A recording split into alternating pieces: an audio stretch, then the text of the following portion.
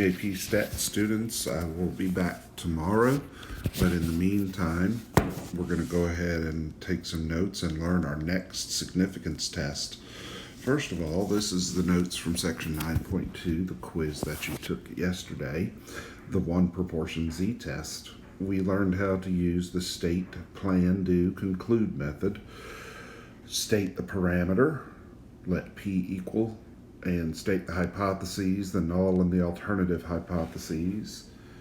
Plan, check the conditions. You should be used to these by now because you've been using them since chapter 7 when we got back from the holiday. And then you name the test. The conditions for the 1 proportion z-test are met. And then the do phase, you always wanted to show P hat, the mean, and the standard deviation, because these 3 things calculate the test statistic. And then you draw that normal curve. So you always want to calculate your score that you're trying to convert to a z-score, your mean, and your standard deviation. So today, if you look at the handout and go along with me here, we're in section 10.1 and we're learning about the 2 proportion z-test. It's the state, plan, do, conclude method.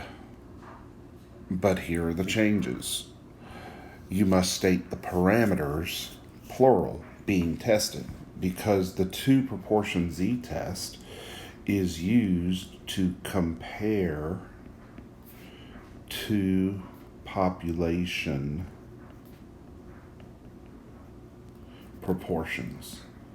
In other words, the 2 proportion z-test is used to compare 2 populations to one another. So, if you're comparing 2 populations to one another, you have to define both population. So, you're going to say, let population 1 equal blah, blah, blah, and let population 2 be greater than or less than or not equal to, population 1 be greater than, less than, or not equal to population 2. So notice that this is basically the same as the 1 proportion z-test. You have to compare 2 populations, so you have to define both. Sorry, I didn't finish up here, COVID brain. And let P2 equal blah, blah, blah.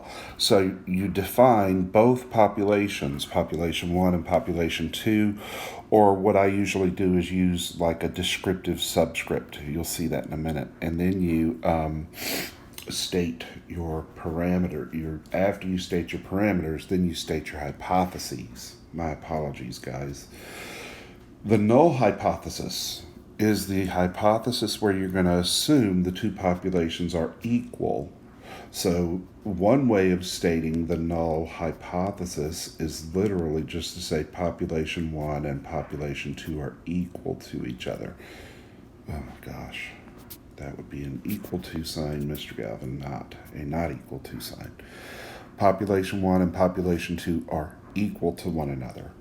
Or what you're going to see when I return is that a lot of times I say population 1 minus population 2 equals 0, because I like to have a quantity involved with my hypotheses, just like you do for the 1 proportion z-test.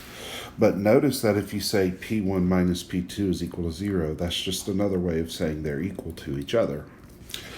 The alternative hypothesis is the one where sometimes you'll say P1 greater than P2, or you might say P1 less than P2, or you might say the 2-sided alternative, P1 not equal to P2. And then what I normally do is say the alternative hypothesis is P1 minus P2 is greater than 0 or less than 0 or not equal to 0.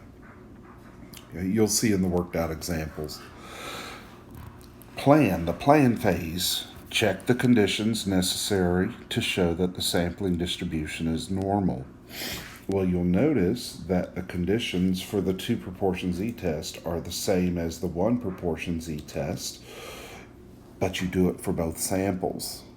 Were both samples randomly chosen? Are both samples less than 10% of their respective populations? And are the expected number of successes and failures greater than or equal to 10 for both samples? So you got about twice the amount of writing. And then you either say the conditions for a 2 proportion z-test are met or not met, and I'm going to carry out the test and be cautious. Okay, here are the slight changes, but as long as you have these notes in front of you for the next few days, you should be fine. The first thing you want to do is calculate both P1 hat and P2 hat. In other words, you want to get both sample proportions. So you're just going to calculate, P1 hat equals X over N and P2 hat equals X over N. Instead of 1 proportion to calculate, you got 2. The reason you want to calculate both P1 hat and P2 hat is because you want to subtract them and get the difference between them. If you're comparing 2 populations using their samples, you want to compare them to each other, P1 hat and P2 hat, by getting the difference between them. Then you want to calculate the mean and the standard deviation, which we'll get to in just a minute. Now, you'll notice that it says that the expected value of P1 hat minus P2 hat equals 0. So what that means is the mean is always expected to be 0. If your null hypothesis is that P1 minus P2 is equal to 0, then that's what you would expect when you subtracted the 2 samples. So this is kind of an interesting formula. The mean is always 0 for a 2 proportion z-test.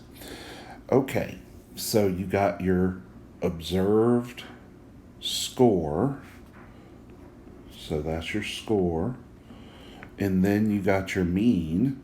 And just like I said for the 1 proportion z-test, you always want to have your score, your mean, and your standard deviation.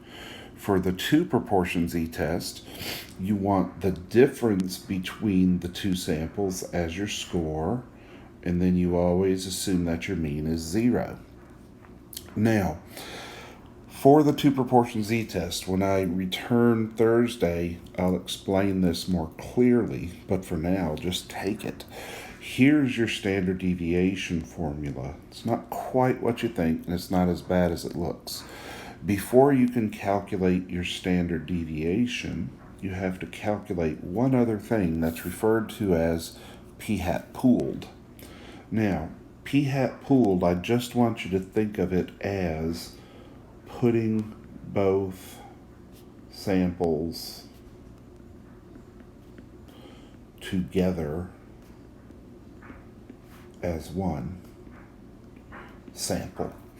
So you notice it says P1 hat plus P2 hat divided by N1 plus N2, which is completely wrong. My apologies. P hat pooled, let me write it over here. P hat pooled. If you want to put both of the samples together as one sample, then take X1 plus X2, the total number of successes from both samples, divided by N1 plus N2, add the 2 sample sizes together. My apologies for that mistake. So you calculate p-hat pooled, which is you're creating 1 p-hat instead of 2 p-hats. You're just pooling them together. And then you calculate the standard deviation of p-hat pooled. Well, if you go back to the 9.2 notes, you remember that your standard deviation is the square root of p times 1 minus p over n. So then the formula for the standard deviation of a 2 proportion z-test has 2 parts. You take the square root of p hat pooled times 1 minus p hat pooled divided by n1, the first sample size.